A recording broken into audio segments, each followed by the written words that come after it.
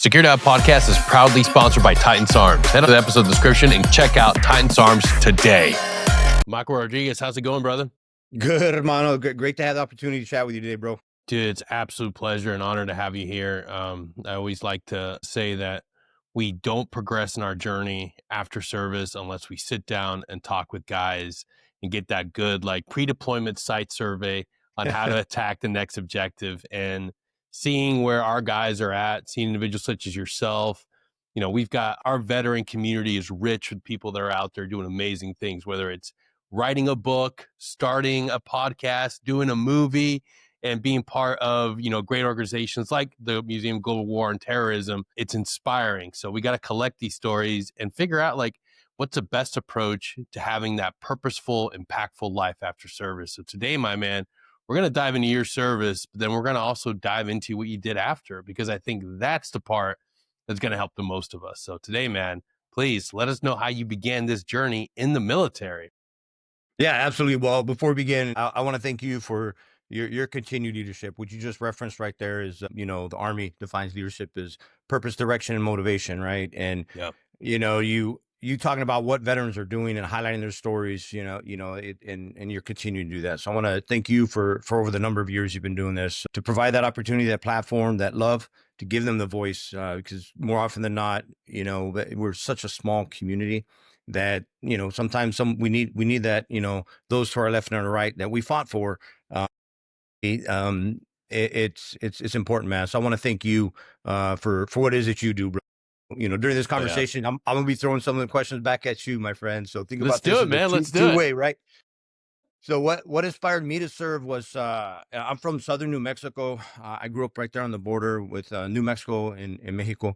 It's where my family's from for generations. We lived in a part of our nation that was once Mexico's territory. But when it was annexed, thankfully my family was on this side of the border. Down there is Palomas, Mexico, and then Columbus, New Mexico. It's somewhat synonymous. When Pancho Villa would launch his raiding parties into the United States through New Mexico, that was the port of entry. So No shit.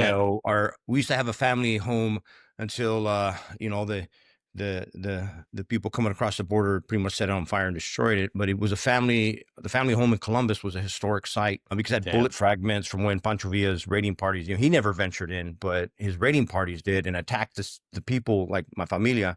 So all the men in my family, I have to enunciate this. And people are like, oh, why would you? People don't know their history. Well, I said, so my great grandfather was like all men in that town, deputized and fought against Pancho Villa, because when someone comes into your town and shooting up and stealing and robbing and doing whatever it is that they did, you got to protect your own. So that's where I'm from. A little bit of history of me. So growing up there, my first heroes were, I didn't really have comic books, not a whole lot of, I'm glad I grew up the way I did, with wealthy in love. I'll say it that way, right? Yeah.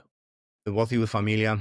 A large one. So my father served in Vietnam during the Tet Offensive. Both my grandfathers served during World War II.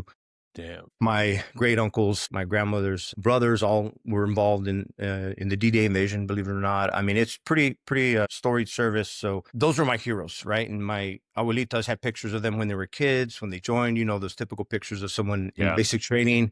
And I would always, ask questions like, "What was it like when?" And this, right? I'm preaching to the choir here. Those of us that step into that ring, in that arena, and experience the things we experience, or do the things we do. I'm not glamorizing nothing. I don't. That's not it, right? War is war, and we'll leave it there. Exactly. So I'm not here to tell you. When people find out like more about my bio and that I was a sniper and all that stuff, they ask certain questions. I'm like, dude, that's none of your business, man. Yeah. Let's talk about something else. So I'm so glad you said that, man. And I have to pause and reaffirm. I was just on a podcast, and the gentleman, a shout out to you, Benny, right off the start, like it's not for glamorization. Like the greatest heroes that I served with, the greatest men that I learned from and I looked up to, like some of them aren't here anymore. And that's the reality. Like that's like, you want to talk about valor and honor and greatness and courage and all that. That's great. Some of the greatest people on earth aren't here, and they took it all the way to the very end. Like that's a reality of it. And to glamorize it and to constantly talk about it, it doesn't do anything. It doesn't serve. Like you, the civilian at home that support the veteran community, that love consuming that, just understand that it's not a movie. It's not Hollywood. Mm-hmm. You'll never understand it. Yeah, and it diminishes the realities of those of us that have done that, right? And you're Yeah. glamorizing it, then it's spun, then it's painted in a rosy light, and it's like, wait a minute, Yeah. let's just pause for a minute. So, as a young little chavalito, right, I didn't know that. I was like, I had like my little green army men I play with that I would buy from Kmart, right? Like, Yeah. and that was my thing. I always loved, that. So I would ask questions. They never talked about it. Those are the my father and all the men, the male role models in my life. But as I got older, what they ended up finally talking about was, because I was pestering. I'm the oldest grandchild on my father's side, so what they started telling me was they never talked about the war or events. What they started telling me and sharing with me are those that they served with. The men in my family are incredibly stoic, like just traditional, very quiet, very family oriented. We're just stoic. But when they started talking about those they served with, they spoke differently, with reverence. I could hear the love in their voice, and very solemn, very purposeful speech that they would talk to me. I spoke about them with love, and then it touched me deeply. I was like, "Wow, who are these tios that I've never met?" I remember their names, but they spoke, and that right there, kind of like, okay, that's. I mean, this. Right? The greatest thing you can do is grow and support your familia. Right? That was Yeah. what I was instilled with as a child. Like, support your familia, take care of them, do whatever it is, grow the familia, and then contribute, right, to society and as a whole. So all the men in my family served. So then that's when I inspired me to join a little bit my upbringing and such. So, I joined at 17 years old, and I had to get my parents to sign, and my father was not really supportive of it. My father's experience in Vietnam wasn't the best. He lost his best friend over there, which was his cousin that he grew up with. It's Andres. This is him right here. So behind me is my ofrenda that stays up year round. Nice. But he just that he didn't want that for his son. And I told my dad, this is something I want to do. Then my father always supported me. He guided me. So then he imparted a piece of wisdom onto me that I just recently started telling people about. I mean, my sons have heard it, but that I didn't know what the hell it meant when I was 17 years old. But he told me this. He said, "Mijo, look, people are going to ask you to do things they don't think you can do, things that you may not be able to do. You're going to see things, do things, experience things that you just can't imagine right now. Whatever is asked of you, just do more. People Mm. just do more." And I was like, okay, Dad, I didn't know what that meant, right? So then fast forward, I joined the Army at 17. I, by blessings of my career path, I deployed to Somalia in 93 with the 10th Mountain Division and experienced what, that side of the, Yeah. of things are on the world. People start shooting at it, it's a little bit different. So that being said, I got to do that. And then I had another deployment to Haiti. For those that remember, there was a military coup that occurred in 94. I was part of the response force for that, 10th Mountain Division. And I'd always seen like SF guys at both of those deployments, and this was inspired me to go into SF later on. And, I remember in Somalia, there was a SF team that in Somalia, we would pick up the food convoys in Mogadishu and then take them to the food distribution sites. That was our job. And they get shot out, getting out of Yeah. Mogadishu, Kismayu, Aladogla, all the way into Baidoa. Anyway, I would see them, and I remember an SF team there. They had a pet monkey. And I was like, dang, as a young 18-year-old kid, I'm like, dude, I would love to have a pet monkey, right? And they didn't wear all the crap that we were wearing, sweating like pendejos out there. So anyway, I saw them during the first two deployments, and I was like, I want to try. So then I figured out, then I put myself in a position where I understood what my dad meant by do more. Mhm. I was in selection, and you remember selections, like, I'm sure. Yeah. It was during individual time before team week, right before team week. There's kicking your teeth in at that point, and it was one of those. All right, be at this time with this in this uniform, this amount of weight, all this other. Okay, follow the cones. You don't know how far you're going. Is it a 6-mile ruck? Is it a 12-mile? Is this what are we doing? So I was giving it my all, and there was a point where I was like, oh my gosh, you get those moments, and anyone who's ever been in selection, you have those moments. I'll be honest about it. Like, dude, am I doing them? Like, those moments of clarity where you're like, what the heck? I chose to be here. So I was having one of those, and I was like, God, man, maybe I need to slow down. maybe I don't know. I started doing that self-doubt because I'm constantly evaluating myself constantly. That was just, I'm always doing that. Now, maybe this isn't, that negative, thoughts going in there. But then I heard my dad, just do more, take one more step, do more, just do more. And it was in that moment I started reflecting on my childhood and I started doing more on the ruck. Then I remembered my father growing up, never, in sports and everything. He never said, do your best. He always said, hey, mijo, do more next time. Próxima vez, haz algo, just do more, do more, do more. And then I realized, like, when you just do more, and this, you put yourself to those positions, you don't know your limitations. None of us ever do. You just do more. But it was very simple, very, very humble. Just do more. And that's what I saw that, because when we say do your best, that's just who knows your best? Well, do I know my best? Well, when you tell someone do your best, you're giving them the opportunity to punch out, right? Don't say that. So I don't do it either. We just do more. So that's when things changed and I understood what my father meant. And that really kind of, that was my upbringing growing up, really strong work ethic, just keep going. Like, we didn't, no breaks, just work, get the work done, and then you'll figure out what's next. And that right there kind of set the tone for pretty much the rest of my career. I ended up in 7th group and, started deploying, like all of us did, until, all my bumps, bruises, cuts, explosions, all the exposures that got me to where they are ended up ending my career. So I was able to squeeze out 21 years before I was medically retired. Damn, that is a lifetime, man. That is a lifetime. But it goes by so fast, man. That's the thing that nobody realizes. And I'm sure that long before you reached those 21 years, there are probably some telltale signs of like, oh shit, I am going through some shit. Did you ever find yourself going through that point of like, all right, I just got to keep it together just a little bit longer? And like, what did you rely on? Was it just pure grit and determination to get you through it? I'll tell you a point, and this is so it was deployment. One of my deployments, my last deployment to Afghanistan.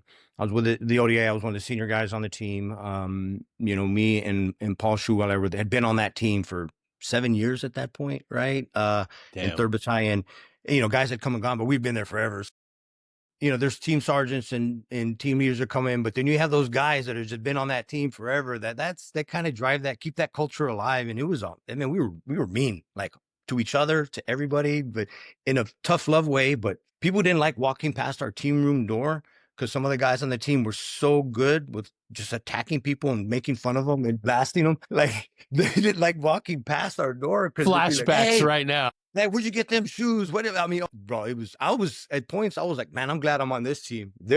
So anyway, that being said, that just to try to, I say that, to relate, you know exactly what I'm talking about, but on also to tell you like the responsibility I felt I owed to that team. And I did, we all do. So during that deployment, I had some pretty significant injuries, one of which was exposure to IED. I was a senior Delta on the team at that point. I don't remember a lot of the events. Some of the events were recounted to me. An IED went low order debt. I was on an ATV. I was one that caught the most of it. The blast wave threw me. Not a lot of people saw this, but I pushed the ATV back over. The Afghans saw it and they came over, and then the team sergeant did. And hey, you all good? And they're like, and I just tell them, I'm effing fine, man. Fine. I don't remember any of this, by the way. I had lost vision in my left eye. My eye wasn't like ripped open or anything. It's just the brain, just like, I don't know what happened. I just could not see. And I'm fine. We continued the mission. Somehow I just kept going, and then I got back and just kind of tried to cover it up and hide it. But, I'll be honest. I said this on a recent podcast. I made the wrong decision, because if anyone else would have come to me as a senior Delta, hey, what's going on? I'd have got them out so they could get help. But in my arrogant view, that team needed me. I wasn't at 100%, but they assumed I was 100%. Spence, I turned into a liability. They had no idea. I would not have wanted someone like me on my team going on combat ops like we would continue to do in the state that I was in. But in my mind, that was the right thing to do, and it was not the right thing to do. It was not good. So that was a moment where I just need to get through this deployment, and that was a bad decision. That was a very bad decision. So after that deployment, I knew I was going to SWIC. I was going to go work out at Range 37 and at the sniper committee. And I just got to get through this. I got to get through this. And I get to the committee, and for those that ever, for the community that have been through, any of the courses, Savardic or SODIC and the SFSC, man, it's like a deployment. Like it is it is nonstop. And for the cadre, we're there. It's like the never ending J set that is, pedal to the metal, right? Like it's just, everything from you're still doing explosive breaching, you're still under. So it was an environment that was good for someone trying to get better from TBI to be in. No, You're still not at going all. down to the dojo on the range and beating the hell out of each other in the mornings. I mean, it's just, but it's a meat eater. I loved it. I loved it. That's where I thrive. So I stayed there and I kept thinking I'm going to get better and get better. And then, the long story short, that's when some of the stuff that I was dealing with, I was having a deterioration of some of my capabilities, vision, balance, cognitive stuff. And then, I had that come to the Lord moment where I needed to get help. And that's when, I got sent to the National Trip Center of Excellence. And they were like, yeah, man, you're done, son. Like this is, you have so much that head to toe thing. But that was the moment in my life or military career where I thought I lost who I was. Right, my identity I thought was stripped from me when they said, Sergeant Rodríguez, you can no longer perform your duties as a special forces operator. We are initiating medical retirement proceedings. And I was just like they just cut my head off. Not happy. Wasn't expecting that. I thought they were going to tell me, hey, this is how you can get better so you can get back in the fight. That's not what occurred. And that pretty much ended my career. So that's what took me to the end. So that, to answer your question in the story form, that's what, where I got that and I realized it and I was holding out and it was not the best thing to do. I think back to the failures that, I could have been a better, teammate when I got wounded and been honest with myself and honest with the team. I could have been, even when I was at an instructor, range 37, my pass rate was great, but I think it could have been better. If I was better. So I failed, I'll admit it. I failed the community and, in trying to cover things up and not being honest with myself and with everybody else, and that's a very arrogant and self-centered way to approach things. And I learned a lot from that. I swore I would never do that again. A lot of us do that. I did it. And the reality is people listening and guys that are still in that don't believe operatorship, that don't believe, because the exposure, right? It's not always the same. You don't have to get blown up. It's all the reps in training, all the reps throughout your entire military career. You started out in, airborne. If you started out as an 11 Charlie, if you started out as a field artilleryman, that's when your exposure to blast. And that's when you have to understand, like, if you don't stop to understand what you're going through and really just take a knee, we call things like a migraine a headache, a simple headache. The symptomology, we just eat pain all throughout our career, so we're not really present, we're not cognitively prepared to understand the things that we're going through. You've had a concussion on a jump and you're like, oh, it's fine, I just got dazed for a little bit. But then you have light sensitivity for 3-4 days. You can't remember what happened during that JFEX because you were out of it. And it's all of us. I did it as a warrant officer. I fucking tanked an entire prep for a JSET, and I thought I was doing my job. I thought I was doing great. And the reality is we were built to take this pain, to take this and eat it and continue pushing forward. But now on the backside, we can advocate for our guys. And the thing that's really important is we're looking at our GWOT veterans, the older guys on the team. And the reality is the older you get, the more stubborn you are. So it's no longer the new younger guys. It's the sergeant major. It's that team sergeant on the team who's been dealing with these symptoms. It's that CW3, CW4 that's been dealing with this since 2015, 2014, and has been saying nothing. So being able to have these discussions, being able to talk about it, not only helps our soft brothers, but our conventional military guys. Because now in this fight, now that I'm educated and I'm understanding of the symptomology, I understand the problem set. A lot of guys don't speak up because they say to themselves, oh, well, I'm just a mortarman. I'm just an artilleryman. I haven't been blown up. It's like, yeah, but you've been on the gun line for 5, 6, 7 years. any rounds downrange, it's important to be able to share these stories and be able to share like the impact. And you're right, going to range 37, those instructors, I mean, like when I went through sniper school, I was blown away by how much information, how the professionalism, the dedication, they're there ready to go all day, every day. And if you're having trouble, these guys will stay there. And then on the Sephardic side, you just hear these guys like having friends who have been there eating those charges. Like it takes a lot. It takes a lot out of you, and you pour into the community, pour into these students. And when you were going through your recovery, like even though like there was a lot of heartache and a lot of bitterness, did you find yourself seeing some positivity in it, seeing like, okay, I need to get better. Like I need to be able to have some sort of life after this. Yeah, so I'm gonna touch back on like what you were just talking there, and then it'll answer what you just asked me. So when we have these conversations about like, hey, being honest, but like, hey, dude, I hurt, whatever. That's not a weakness. Yes. That drive that those of us that choose these types of professions do. I want to be sure that when we do talk about these things, is we're not, that is. I don't want to diminish that. That is special. That ability to put yourself aside, what you're dealing with, everything for the mission, for those here left and right, is incredibly special. Those are very, very, very special people that will choose to do that. But it takes that same amount of courage that will run to the sound of gunfire or fight to be number one, man. You know that. We all like, let me go. I know I want to be at my turn, running for that open door, looking for work in the house, right? Yeah.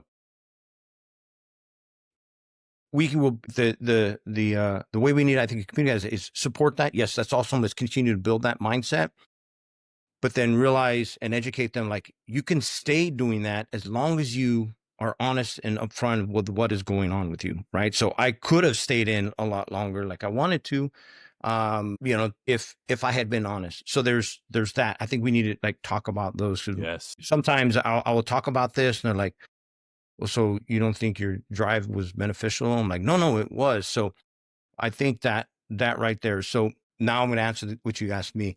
In that question with setting this up. So after I got NICO there, I got sent to, I left there with 17 different diagnoses, 7 of which on their own were duty limiting. It was I won't go into it, is a lot of things what they think is what I have is we can't diagnose yet, is something called chronic traumatic encephalopathy. Because growing up, I used to, I was a sports. Yeah, I was a boxer. But then even as a child, I suffered a subarachnoid bleed, meaning I had fell and shit. If you do look at my brain, you can see the blood scar tissue and all that other stuff. In addition to that, I have like a very large mass in my brain. So all of that said, like I'm the guy that should never have done what I did. So don't do what I do.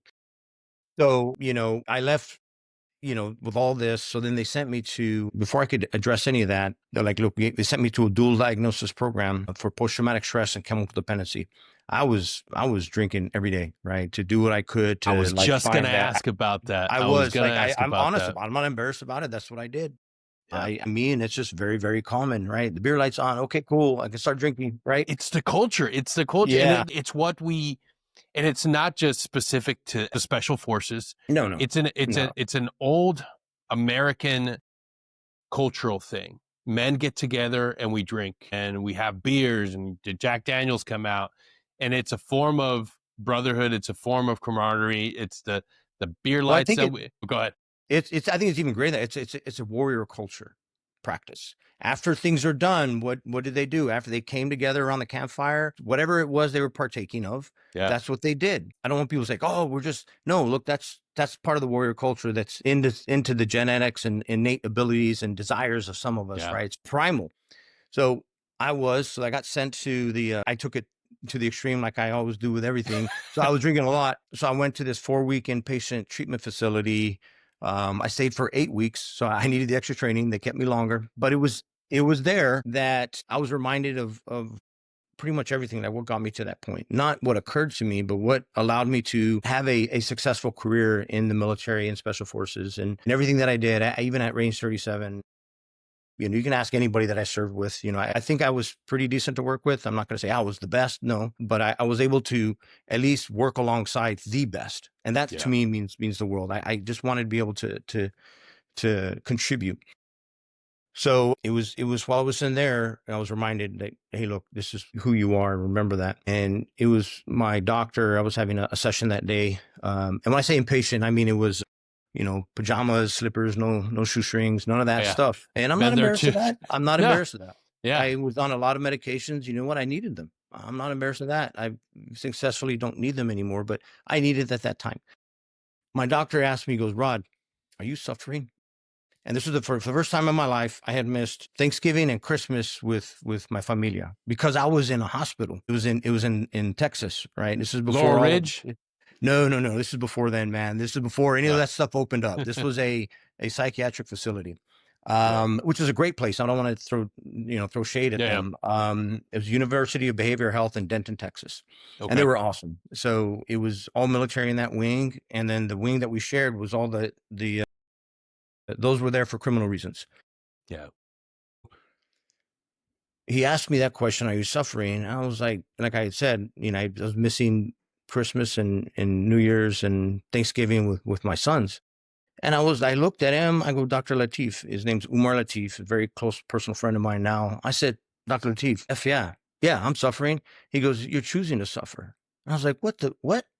He goes, look, Rod, life's challenging. Life is hard. Everybody's facing pain. Everybody's dealing with something. If you're suffering, that means whatever it is you're facing has taken control. Suffering is a choice. You choose to not realize how strong you really are. He says, just fight it. Take ownership of it. I can't. And he told me, he was an amazing guy, man. He was like, look, I would love to fight this for you, but I can't. I'm here to help you fight this. I'm here to give you the tools. I'm here to give you what it is. But if you're suffering, it's because you're not taking what's presented in front of you and realize that nothing can stop you. And it just reframed everything. And again, it reminded me that, like, look, if I never stepped into the cage or a ring with the blindfold on. You and I never went outside the wire with zero G2 or intel or some type of plan, even if it's a quick 2-minute brief. Why do we choose to do that when it comes to our emotional health, our mental health, or even physical health? Why do we do that? We're like, oh no, I just don't see it. No, I'm good. But we do that. And then we don't really face what it is. We don't take ownership of it. And that's when I was like, you know what? I'm not going to suffer anymore. And I don't suffer. I'm not saying I don't face obstacles or have different things and challenges throughout life. Everybody does. But I'm not special.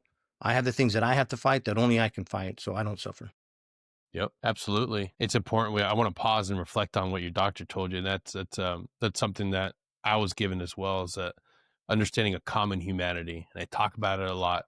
If you get stuck in your own suffering and you don't open up that aperture, you don't come up off glass and look at the entire range and see that around you, other people are suffering too. You're not alone in this experience. This is not unique to you. So what the fuck are you going to do? Get over it. Move forward, understand, and do something of purpose with that suffering. Do something for somebody else. Don't just get stuck in feeling like, oh, it's all hopeless. No, get up, move forward. One small step forward. Day by day, it gets better. We have more autonomy of our suffering than we truly realize that. And once I understood that, fucking game changing. Okay, so shit's not right in my head. All right, I'm in a treatment center to get help for that. I'll get better. But sitting here being sad and being dismissive of the rest of my life just because I can't wear this green beret forever. Hey, guy, at some point it ends for everybody. It's ending for you right now. Move forward. That's something that nobody else can tell you except you, and you have to embrace it. You have to be willing to say, hey, all right, I got to do something that very few individuals get to do.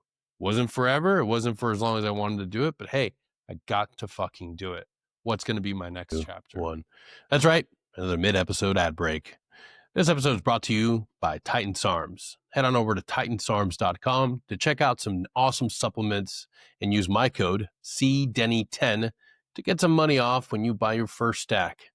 I recommend the SOCOM Lean Stack. You should try it today. Head on over there right meow. Oh, and check them out on Instagram at Titan Performance LLC. That's Titan_Performance_LLC.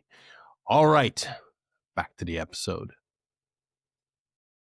Yeah, and it's a matter of like learning from circumstances, and it goes to like what my dad had told me, like just do more. These things are going to happen. Yeah. I can't change anything in the past. I can look at it, I can reflect on it, and learn from it. And I don't ruminate. If you ruminate on it, so you can make a choice. I can reflect or I can ruminate. I'll reflect on it. I'm not going to forget that, whatever it is, Hmm. but I'm not going to ruminate on it. I'm not going to jump in that pool again because I can't change that. I have right now. I have today, and by the good sheer blessings of the Lord, maybe I have tomorrow.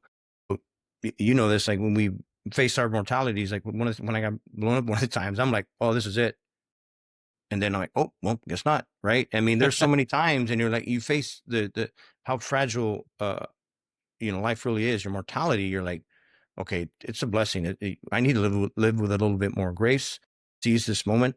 Okay, this is what I have right now. I'm going to reflect on what I've learned.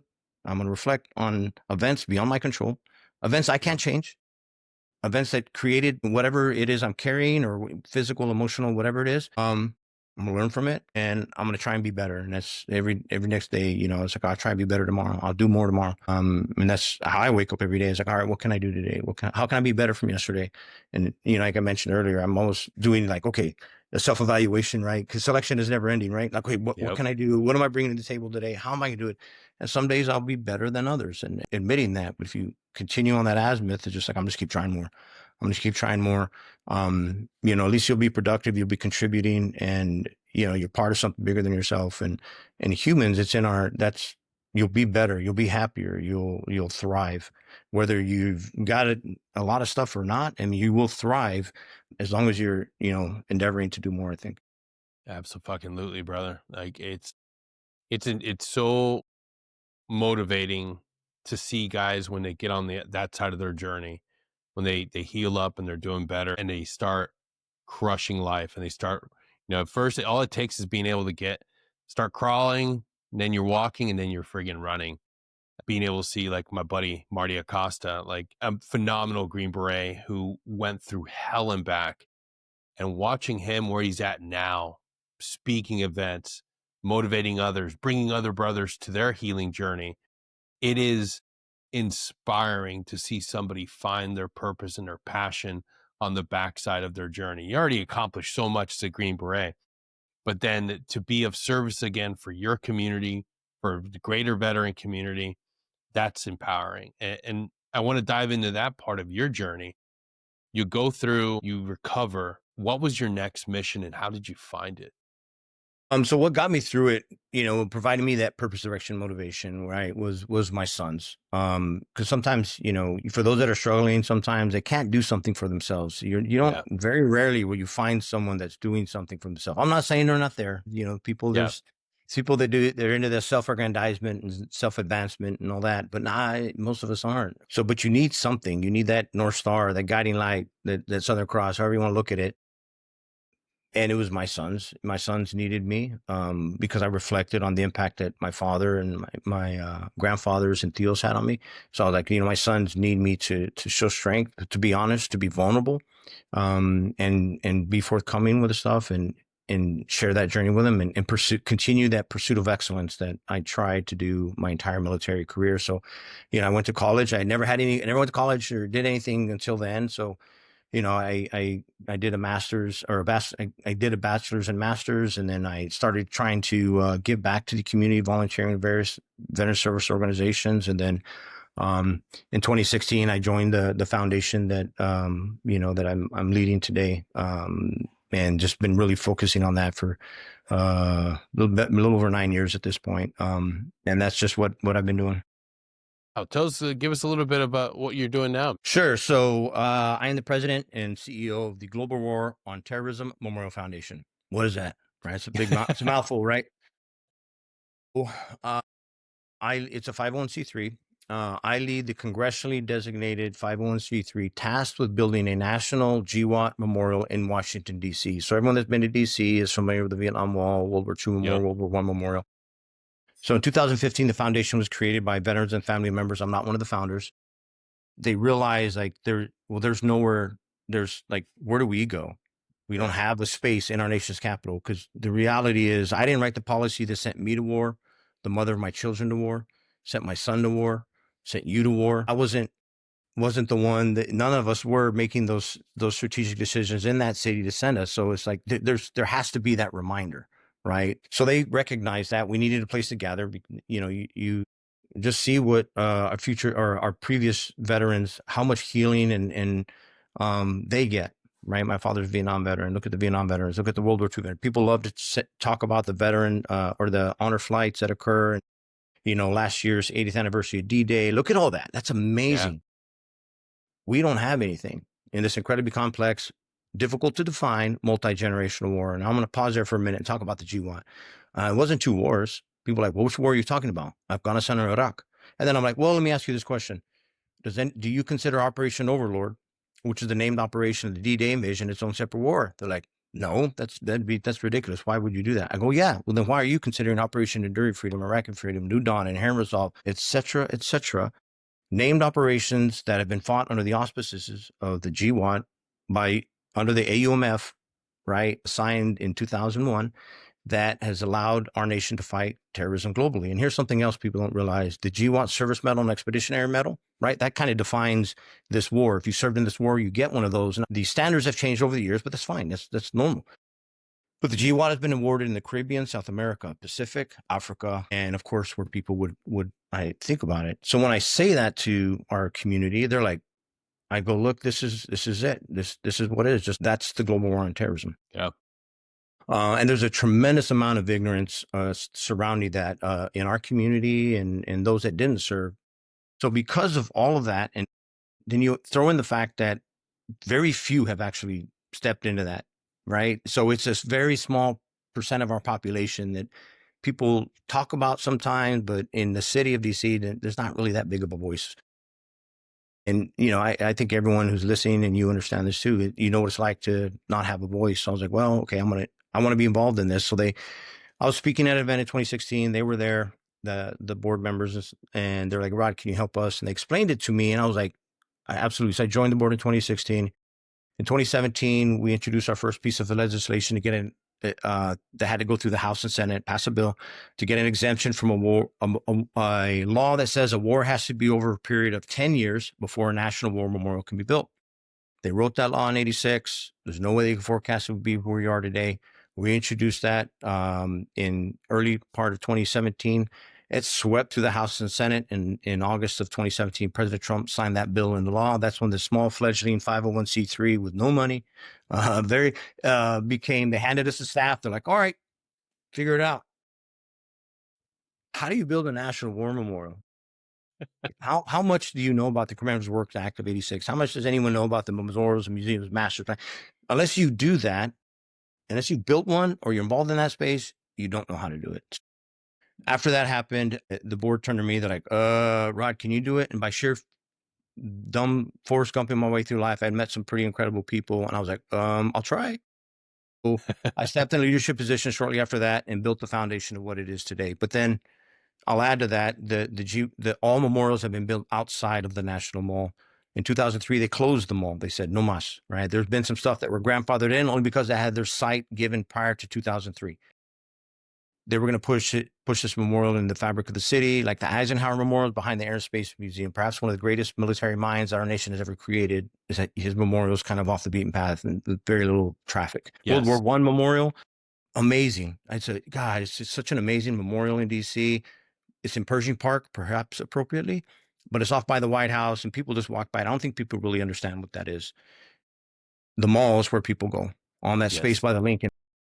That thematic nexus, that area is what it is. So I was like, well, I think it belongs there. They're like, Rod, you can't build it there. I said, well, if I pass another bill, if I go back to the House and Senate, we can do it. And they're like, Rod, you can't. No one's been able to do it. It's not going to happen. People with a lot more money and a lot more influence have failed. You're not going to be successful. And then these are the people that control the space. And it's not Capitol Hill. Let me make that clear. Various bureaucratic agencies. And I'm like, but I can try. And if you want to get me to do something, tell me I can't do it. So just 2019. And, a few years after that, President Biden signed my bill into law, granting exemption to build this memorial on the National Mall in Washington, D.C. That's the only time it's happened since 2003. So we're adjacent to the Lincoln, like right next to the Vietnam Memorial across that street. And so that's where the location is going to be built. So that's kind of what I do on a day-to-day basis. So if you can imagine trying to build a giant war memorial to an incredibly complex, difficult to find, multi-generational war that very few people talk about or know about on land you can't buy with 20 layers of bureaucracy and politics, that's what I do. But Rod, I mean, it had to be you.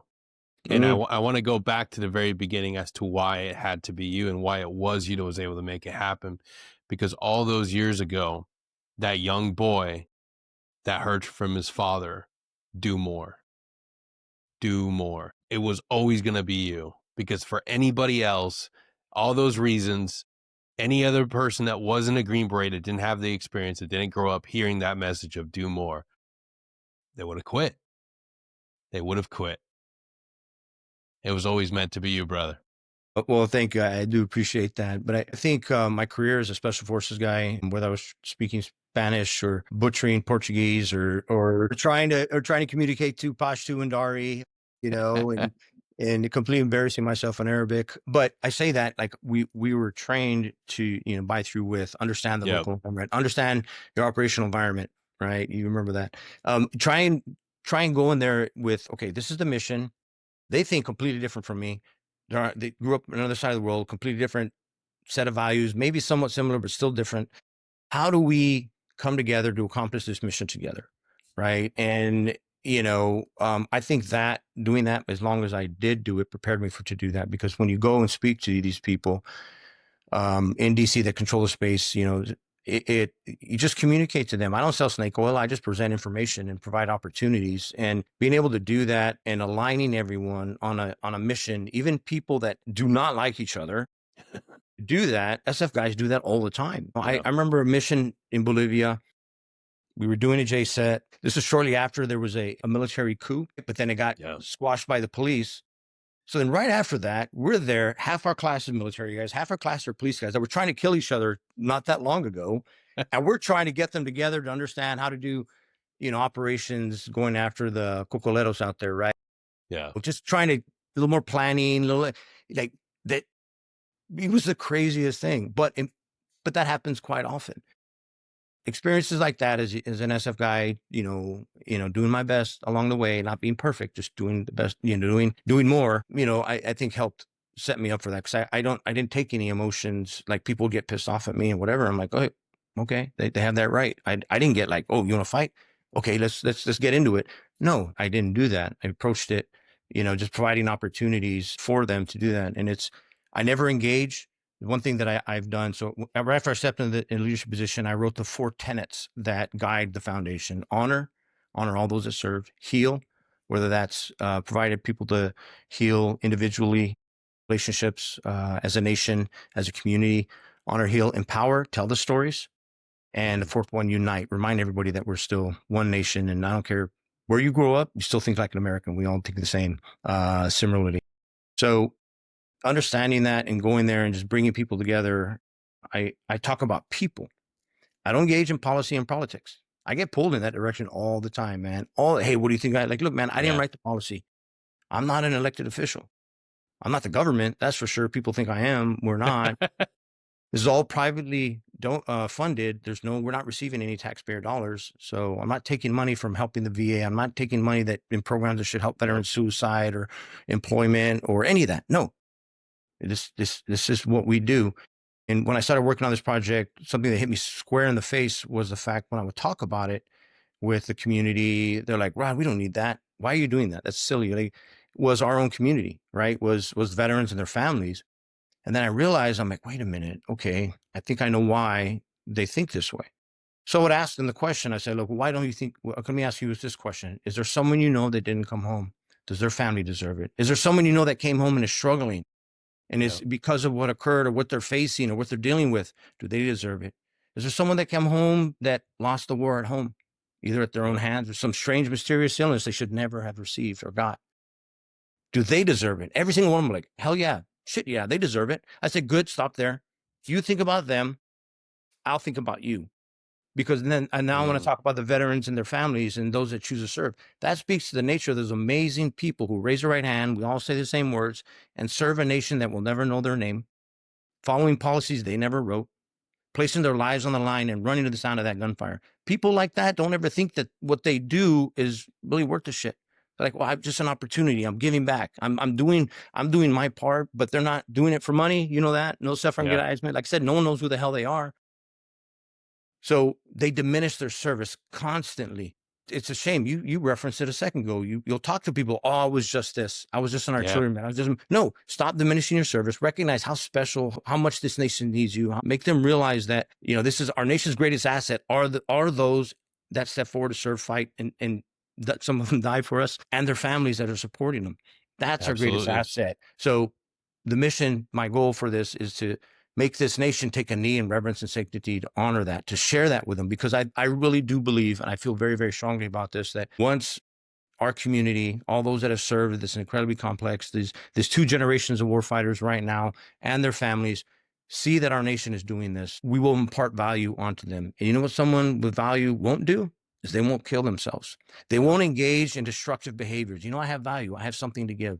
I'm still worth it. That's been, kind of the driving force behind this. I'm fortunate over the past couple of years with some significant donors that I have people, I have a staff now. I have people that it's not just me. This is not me juggling cats and chainsaws anymore. This episode is also brought to you by Precision Wellness Group. Dr. Taylor Bosley is the #1 guy to go to when it comes to optimizing your hormones and getting on testosterone therapy. So please do me a favor, head on to the episode description, click that link, and become a client today. I trust him, and he's the only person I go to.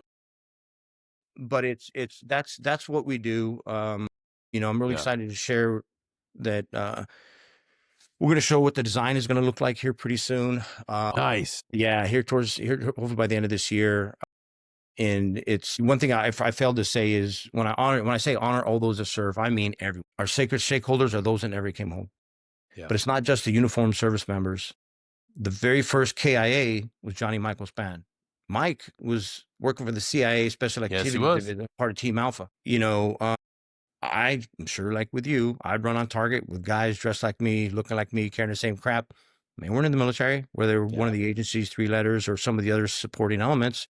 Why don't we talk about them? It wasn't until 2019, Department of Labor, because if you lose your life working for an American company or supporting American initiatives, that data and that tracking of that falls under the Department of Labor. It wasn't until 2019, the Department of Labor said, hey, look, we need to figure out how many people have been lost serving theater operations or in theater. Let's figure that out, right? They didn't do this till 2019. As a matter of fact, no one even started tracking the data on a ratio of uniformed service members to non-uniform service members, whether they work for the federal government or a government or a business or an agency. Well, they started, earliest I could find was Desert Storm. And that point, it was like a 50 or 100 uniform to 1 non-uniform. Today, that's 1 to 1, 1 to 2. It has been for the past 10 to 12 years. Yeah. So that report that Department of Labor, to the best of their knowledge, some stuff is still secret. They don't know. Not everybody reports everything, right? Everybody knows we're over 7,000 uniformed service members. We've lost their lives. I guarantee I would be shocked if anybody that's watching this or knows that there are over 3,400 non-uniformed service members. Think about those families. Think about them for a second. Yep. No one even acknowledges that. There's a reason only 1% of our nation can defend the 99, because we have men and women who aren't in uniform, who are not in uniform, performing a wartime mission that was once performed by one of us. So we've streamlined and adapted and become far more effective and lethal by how we engage in this war. Again, I'm not here to speak about the policy behind it or why we did it. I'm talking about those that did it. Yeah. As a matter of fact, so when it comes to design, which I referenced earlier, I created a design advisory council. We have Gold Star family members. We have a chaplain because spirituality is still part of this. We have an Army chaplain. We have Gold Star mothers, fathers, daughters, sons. We have active duty service members. We also have non-uniform veterans. One of the FBI guys that was attached to my ODA, he's part of this design advisory council, as is Shannon Spann, the very first family to lose a loved one at the hands of the enemy. Shannon, she's on my design advisory council, as is Alex Hernandez. That was Team Alpha's team leader, an SF guy like us at one point that went over to do all the cool stuff that he did. Yeah. Here, working through our design team are the ones that have been engaging and working on the design that we'll be sharing later. Because I always wondered how many Vietnam veterans did Maya Lin, the designer of the Vietnam Wall, how many Vietnam veterans did she talk to? Every other memorial, every other effort, every other museum, how those are designed is they'll do a design competition. And then a Hmm. board will make a decision based off an individual or design team's interpretation Yeah. of what this memorial museum should look like. As an artist myself, if I couldn't do it, people say, it should have been a veteran. I said, no, I'm an expert in my family service. I know what it's like for me. I don't know what it's like for anybody else. If I was approached by a group of mothers and they said, Rod, could you forge us something in steel on what it's like to give birth? I'd have a lot of questions. Yeah. I've delivered 20 babies, right, in third world countries and rotations here in the United States. I love to say that, but I still have a lot of questions to the vessel of their voice. So that's what we've been working on for the past year and a half, almost 2 years, to ensure that the voice, remember I said this earlier, we bringing the voice to this nation. Yes. That's what we've been working on, and we'll be showing that again by the end of this year, being able to show what you have. But in addition to that, I'll add one more thing as far as the voice. I started collecting data, qualitative, quantitative data on what this memorial should look like, what people should feel in 2018. With limited resources, it was, me like a pendejo running around with a clipboard talking with veterans and family members and Gold Stars. A couple of years ago, when we finally started having some funding, I was like, hey, let's take this digital. It was a 5 to 7 minute survey. We just took that data, put it digitally, and let's push it out, right? Let's see if we can get, my goal was to get all 50 states, every demographic of warfighters from World War II to today, and every service. That was the goal. And 5 to 7 minutes attention from anyone digitally is asking a lot, right? It's usually 30 to 60 second is the average person's attention span. I am incredibly proud to say that we did succeed in getting all 50 states, people respondents from all 50 states. We had every warfighter generation from World War II to today participate in that survey. Every service participated in that survey. And we had 20,000 people fill that out. So I added that to the aggregate data I have, and that was given to the design team. So that voice is taken forward as well. So this is truly the America's Memorial, the strength of America's Memorial, and how we truly do respect and honor and love those, our greatest asset that we talked about a second ago. Yeah, you're crushing it, brother. I can't thank you enough for what you guys are doing. And I know this is going to be an attraction that so many of us are going to be proud to take our families to go there to remember our brothers or sisters and every service member that has given their life for our nation in a war that has taken a lot more from us and sadly continues to take some of the lives with suicide. But having that representation at our nation's capital at one of the greatest sites, like that's a lot of work, and I cannot wait to see that in person, man. If people want to connect and hear more about what's going on and stay up to date, where can they go? Yeah, so they can go to our website, GWOTMF, Global War and Terrorism Memorial Foundation.org. And then they can also find us on social medias, Instagram, Facebooks, and LinkedIn. We're pretty easy to find, and X, of course. So just go in there, ask people when they go to the website to sign up for our newsletter. I promise I'm not going to send you an email every week regurgitating the same information. I promise I won't do that. But we will keep you updated on the progress and give you a peek behind the curtain of like what's going on and how things are and how things are progressing. Cause we're not keeping anything secret. It's just Yep. a matter of like trying to get, and a lot of people are like, Rod, how come I haven't heard about it? I said, well, let me ask you this, like with limited resources, I could do one of two things. I could have spent money on telling everybody, hey, look what I'm doing. Look what I'm doing. Or I could have focused on the mission. And Yep. that's all I've been doing is focusing on the mission. The awareness piece will happen organically. It's Oh already yeah. starting to occur. A lot more people are finding out about it, but I'm further down the road because I want to start saving these lives sooner than later. Absolutely, man. If you guys listening right now or watching on YouTube, do me a favor, go ahead and pause the episode, go to the episode description, click on those links, sign up for the newsletter, and do me a favor, head on over to social media, subscribe and follow this amazing organization and Michael as well on LinkedIn. I'm telling you, he will reply back as soon as possible. That man connected like that for me. Um, Again, brother, I can't thank you enough for being here, for being on the mission you are, and for being vulnerable enough to share your journey so that our brothers and sisters can benefit from it, because our suffering isn't unique. And if we can just for a brief moment connect to that common humanity and let other people know that we're out there and you can recover and survive and thrive, we can inspire others to do the same. To all y'all listening, thank you so much for being here and for helping us get to where we're at right now. We are fucking growing, humble, and just a moment of gratitude to everybody who's downloading. coming out and checking out the podcast. I didn't think that I would get to the point where I'm at right now, but holy shit, you guys rallied around this show and it's continuing to grow. That's huge for me. And I, again, thank you all that are listening. Michael, thank you for being here. And to everybody else, please like, share, subscribe, and we'll see you all next time. Till then, take care. Security Halt Podcast is proudly sponsored by Titans Arms. Head to the episode description and check out Titans Arms today.